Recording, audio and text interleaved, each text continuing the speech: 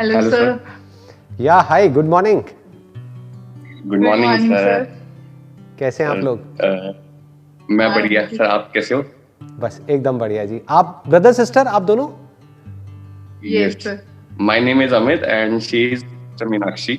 बताइए क्या क्वेश्चन है आप लोगों का? आप कुछ पूछना चाहते हैं या कुछ कहना चाहते हैं, कुछ डिस्कस करना चाहते हैं? Anything. Right, so first Meenakshi will ask, so she has sir हाँ, मैं आपकी बहुत टाइम से फॉलो कर रही हूँ, 4-5 ईयर्स से मैं आपको लास्ट फॉलो कर रही हूँ। बट मेरा एक क्वेश्चन है जो मतलब बार बार माइंड में रहता है कि लाइक हमारी इनसिक्योरिटीज बहुत होती हैं, है ना? बहुत जैसे इनसिक्योरिटीज लाइक स्टडीज में, करियर में, फ्रेंड्स के साथ, फैमिली के साथ, जो हम ओवरकम नहीं कर पाते, है ना? मन में रहती है, हमें पता है कि वो नहीं, मतलब हम कर लेंगे, बट फिर भी एक मन में बैठा रहता है डर कि नहीं, ये पता नहीं होगा कि नहीं होगा।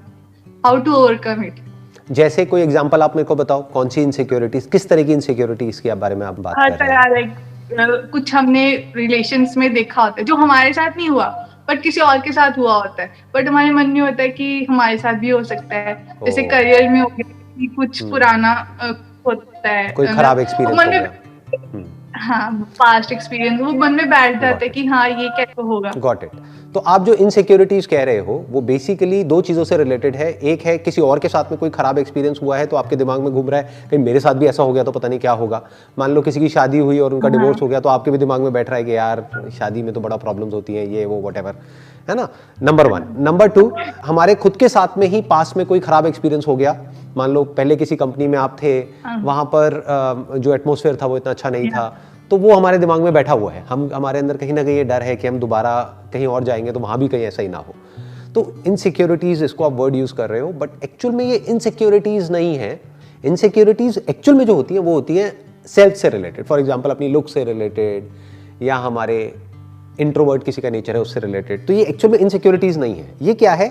ये हमारी एक नैरो विजन ऑफ लाइफ है कि अगर आप लाइफ को एक्चुअल में बारीकी से ऑब्जर्व करेंगे, अनबायस्ड होकर के, सिर्फ उस पॉइंट ऑफ व्यू से नहीं जितना आपको पता है। मान लो आपकी फैमिली में किसी के साथ कोई खराब एक्सपीरियंस हुआ है तो आप सबको उसी एंगल से देख रहे हो। तो अगर किसी को उस एंगल से देखोगे तो अगर वहां कमियां नहीं भी होंगी तो आपको कमियां दिखने लग जाएंगी। मतलब आप कमियां ही ढूंढ रहे हो। आप समझ गए मेरी बात? जैसे फॉर एग्जाम्पल आपकी फैमिली में किसी की रिलेशनशिप खराब हुई है, किसी ने शादी करी बहुत अच्छा सोच करके और उनके साथ बहुत बुरा एक्सपीरियंस हो गया, तो अब आप किसी और की भी लाइफ को अगर देखोगे ना, या उनकी लाइफ में ताक झांक करोगे, तो आप यही ढूंढने की कोशिश करोगे कि शायद इसमें भी कुछ ऐसा ही होगा। ऐसे ही होता है ना? हाँ, हम उसमें भी कमियां ढूंढने लग जाते हैं। जबकि एक्चुअल में क्या है, अगर अनबायस्ड होकर के आप देखो, यानी जो भी पास्ट है उसको छोड़ करके आप एज इट इज देखो, तो आपको ये मेरी बात समझ आएगी कि लाइफ में कितना अच्छा हो सकता है उसकी भी कोई लिमिट नहीं है। यानी एक रिलेशनशिप कितनी अच्छी हो सकती है उसकी कोई लिमिट नहीं है। मतलब रिलेशनशिप ऐसी भी हो सकती है कि आप आज जो भी हो आप उससे बहुत ज्यादा स्ट्रांग हो जाओ। ऐसी भी रिलेशनशिप्स होती हैं। और ऐसी भी होती हैं कि जो आप में थोड़ा बहुत कॉन्फिडेंस होता है वो भी खत्म हो जाएगा, मतलब आप बिल्कुल ही टूट जाओगे। ऐसा भी होता है। जॉब अच्छी भी होती है, वर्क एटमॉस्फेयर बहुत अच्छा भी हो सकता है किसी जॉब में, बहुत बुरा भी हो सकता है। आप समझ गए? हेल्थ कितनी अच्छी हो सकती है उसकी भी कोई लिमिट नहीं है, अगर आप अपनी हेल्थ के ऊपर काम करते हो। कितनी बुरी हो सकती है उसकी भी कोई लिमिट नहीं है। तो लाइफ में ये पूरा का पूरा एक स्पेक्ट्रम है। जैसे कलर्स का अपना एक स्पेक्ट्रम होता है ना, विबग्योर बोलते हैं, जैसे वॉयलेट से लेकर के रेड तक का एक पूरा का पूरा स्पेक्ट्रम है। उसमें कितने कलर्स पॉसिबल हो सकते हैं लाइफ में, उसकी कोई लिमिट ही नहीं है। ऐसे ही लाइफ में जो भी आपको पास्ट में एक्सपीरियंसेस हुए, आपके मिलने वालों को हुए, जरूरी नहीं है कि वो रिपीट होने वाले हैं। जरूरी नहीं है अगर वो खराब थे तो आगे भी खराब होने वाले हैं। और ये भी जरूरी नहीं है कि अगर पास में किसी को, आपके फैमिली में कोई है जिसका बहुत अच्छा एक्सपीरियंस हो गया, या किसी मूवी में आपने देख लिया कि अरे ये तो बहुत ही बढ़िया कहानी है, DDLJ देख लिया, व्हाटएवर, जो भी दिल वाले दुल्हनिया ले जाएंगे, आपने कहा कि यार ये तो लाइफ तो ऐसी ही होती है, मेरे साथ भी ऐसा होने वाला है। जरूरी नहीं है आपके साथ भी ऐसा हो। आपके साथ उससे बुरा भी हो सकता है और अच्छा भी हो सकता है। तो दिमाग को हमेशा खुला रखना है। उससे क्या होता है, इसका बेनिफिट क्या होता है कि जो भी आपके साथ में होता है लाइफ में, जो भी सिचुएशंस होती है, सर्कमस्टांसेस होते हैं, उसको आप एज इट इज देखते हो और उसके हिसाब से एक्ट करते हो।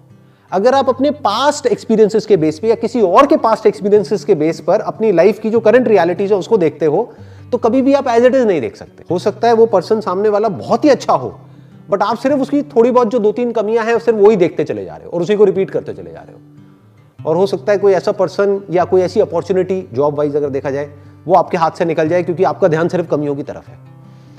तो पास्ट में जो भी कुछ हुआ उससे सीख लो, सीखने में कोई बुराई नहीं है। क्या सीखना है कि अच्छा ऐसा भी होता है, ये नहीं कि ऐसा ही होता है। कुछ लोग ये सोचते हैं कि अच्छा मेरे फादर के साथ ऐसा हुआ तो मेरे साथ भी ऐसा ही होगा। ऐसा कोई रूल नहीं है, ऐसा किसी किताब में नहीं लिखा। अगर आपके फादर या आपके पेरेंट्स कोई हैं जो बिजनेस में फेल हुए तो जरूरी नहीं आप भी फेल होगे, तो आपके साथ अच्छा भी हो सकता है। But don't be too optimistic about life, don't be too pessimistic about life, be realistic. किसी भी सिचुएशन को देखने के दो तरीके होते हैं, एक होता है ऑब्जेक्टिवली देखना, एक होता है सब्जेक्टिवली देखना। सब्जेक्टिवली देखना मतलब क्या कि आप अपने पास्ट एक्सपीरियंसेस के बेस पे उसको देखो, तो आप एक बहुत ही लिमिटेड तरीके से उसको देख रहे हो। फॉर एग्जाम्पल, मैं अगर आप लोगों से बात कर रहा हूं, एक तरीका हो सकता है सब्जेक्टिवली आपकी प्रॉब्लम को समझूं, एक है ऑब्जेक्टिवली। अभी मैं जो भी एक्सप्लेनेशन आपको दे रहा हूं या जो भी सोल्यूशन निकाल रहा हूं आपकी प्रॉब्लम का, वो ऑब्जेक्टिवली है, यानी मैं अपने पॉइंट ऑफ व्यू से कुछ नहीं कह रहा हूं आपको। मेरा हो सकता है रिलेशनशिप को लेकर के एक्सपीरियंस बहुत ही अच्छा हो, तो मैं आपको ये नहीं कह रहा हूं कि नहीं आपका भी बहुत अच्छा होगा। हो सकता है आपका बहुत खराब हो सकता है मेरे से भी अच्छा हो। आप समझ रहे हैं मेरी बात? तो एक है ऑब्जेक्टिवली देखना, मतलब खुद को बीच में से हटा करके एक सिचुएशन को देखना, जैसे एक साइंटिस्ट देखता है, जो हो रहा है एज इट इज देखो। मतलब कोई पर्सन है, उसकी अच्छाई भी देख लो, बुराई भी देख लो। एक कंपनी है, उसकी अच्छाई भी देख लो, बुराई भी देख लो। लाइफ में कुछ हो रहा है, उस सिचुएशन की पॉजिटिव साइड भी देख लो और नेगेटिव भी देख लो, फिर एक्ट करो। As a third person, exactly, कोई situation as a third person देखो। क्योंकि देखो, अभी आप दोनों भाई बहन हो, अगर आप अपने पॉइंट ऑफ व्यू से किसी सिचुएशन को देखोगे तो आप फंस जाओगे। आप या तो उसमें बहुत ही ज्यादा एक्साइटेड होगे या बहुत ही ज्यादा परेशान हो जाओगे। आप अगर अपनी बहन के पॉइंट ऑफ व्यू से देखोगे तब भी फंस जाओगे, क्योंकि तब भी बायस्ड हो गए। अब मेरे पॉइंट ऑफ व्यू से देखो ना, मैं ना आपका भाई हूं ना बहन हूं। बहन तो क्या रो ही नहीं सकता, भाई तो हूं नहीं आपका, है ना? तो मैं कैसे देखूंगा उस सिचुएशन को? एज इट इज आप अगर बताओगे भी अपनी कोई बहुत बड़ी प्रॉब्लम, आप या तो बहुत बड़ा करके बताओगे, यही प्रॉब्लम होती है ना, ऐसा होता है ना।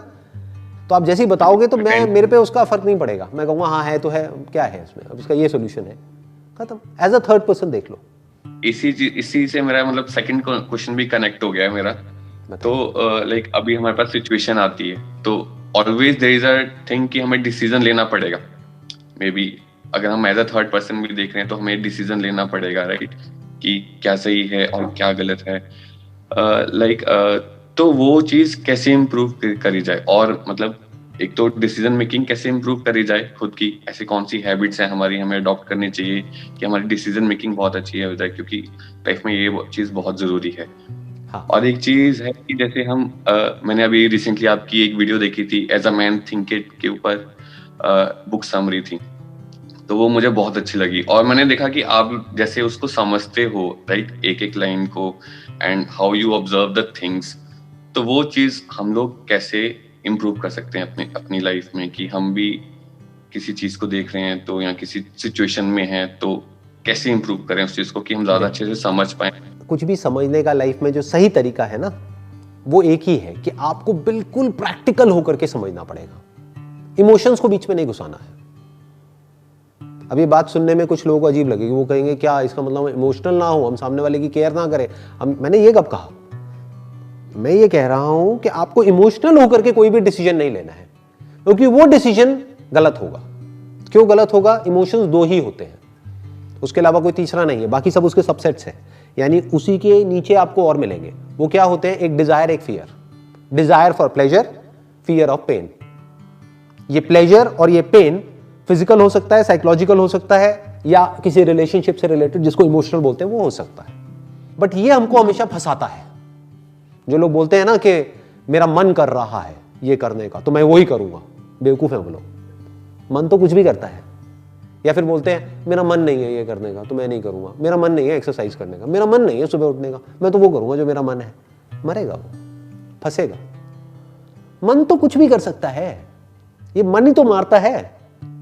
तो लाइफ में जो भी डिसीजंस होने चाहिए वो होने चाहिए जो पहले वाले क्वेश्चन का मैंने आंसर दिया था, यानी कि एज अ थर्ड पर्सन उस चीज को देखना है, एज इट इज देखना है, खुद इमोशनली अटैच होकर के नहीं देखना है, एज अ थर्ड पर्सन देखना है, मतलब खुद के ही एक दोस्त की तरह देखना है।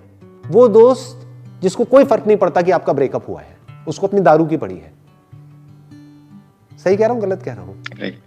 यानी जो भी लाइफ में डिसीजन लेना है, अपने आप को बीच में से हटा दो, एज अ थर्ड पर्सन अपनी उस लाइफ को देखो बिल्कुल प्रैक्टिकल होकर के कि भाई इसमें क्या करना चाहिए, तो आपको अंदर से आंसर मिलेगा, अच्छा ये करना चाहिए। जैसे डॉक्टर है, अगर उसको अपनी ही बेटी का ऑपरेशन करना है तो उसके हाथ कांपने लग जाएंगे, बट अगर किसी और की बेटी का करना है तो उसको कोई फर्क नहीं पड़ेगा, 1 मिनट में करेगा, काम खत्म। 1000 बार पहले भी कर चुका है वो, फटाफट से करेगा, काम खत्म, और वो सही होगा ऑपरेशन। ठीक है, आई होप आप दोनों के क्वेश्चंस के आंसर्स आप लोगों को मिल गए हैं। यस सर, बहुत ही साफ अच्छे सा लगा, और मतलब बहुत क्लैरिटी आई है सुन के। बहुत thank you so much, most welcome जी, Thank you. And wish you all the best आप दोनों को। Thank you sir. Pleasure. I hope हमें और ऐसी बुक समरीज मिलती रहेंगी, क्योंकि मेरे को बहुत अच्छा लगता है आप जब समझाते हो चीजों को बहुत डीप तरीके से, तो वो चीज सुन के बहुत अच्छा लगता है। तो आई विश कि हमें और दिखे ऐसी बुक समरीज, और मतलब ऐसी चीजें और मिलती अरे बहुत रहेंगी कुछ मिलेगा अभी आपको, आप चिंता क्यों कर रहे हो, मेरे पास पूरा का पूरा पता नहीं क्या क्या है अभी तो जो आपने देखा है मेरी वीडियोस में वो तो कुछ भी नहीं है, अभी तो बहुत कुछ और होना बाकी है जी, देखते जाओ आगे आगे होता है क्या। चलिए जी, ओके जी, thank you so much. Thank you.